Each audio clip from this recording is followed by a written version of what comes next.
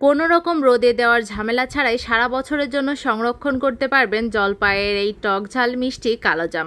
অবশ্যই কিন্তু এখন জলপাইয়ের সিজন, অবশ্যই সবাই বাড়িতে এটা ট্রাই করতে পারেন। আশা করি বানাতে যতটাই সহজ, খেতে কিন্তু তার থেকে বেশি মজা লাগে। এখানে আমি 1 কেজি পরিমাণ জলপাই নিয়েছি। সুন্দর করে পরিষ্কার করে ধুয়ে পানি দিয়ে সেদ্ধ করার পরে কিন্তু আমি ডাল ঘুটনি দিয়ে মিহি করে নিয়েছি। এখানে কিন্তু আমি ব্লেন্ডার পাটা কোনোটাই ইউজ করিনি, সম্পূর্ণ ডাল ঘুটনি দিয়ে সুন্দরভাবে মিহি করে নেওয়ার পরে কিন্তু আমি অল্প পরিমাণ সরিষার তেল আর পরিমাণ মতো চিনি দিয়ে সুন্দরভাবে চিনিটা না গলে আসা পর্যন্ত মিডিয়াম টু লো হিটে দিয়ে ভালো করে গলিয়ে নেব।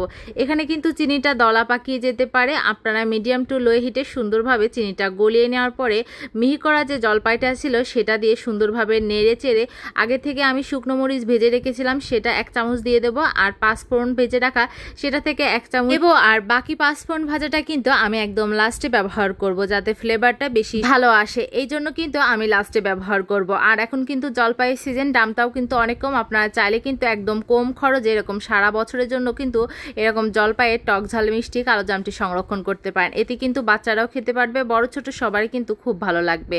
আর আপনারা কিন্তু আর কোন কোন আচারের ভিডিও দেখতে চান অবশ্যই কিন্তু কমেন্ট বক্সে জানাতে পারেন।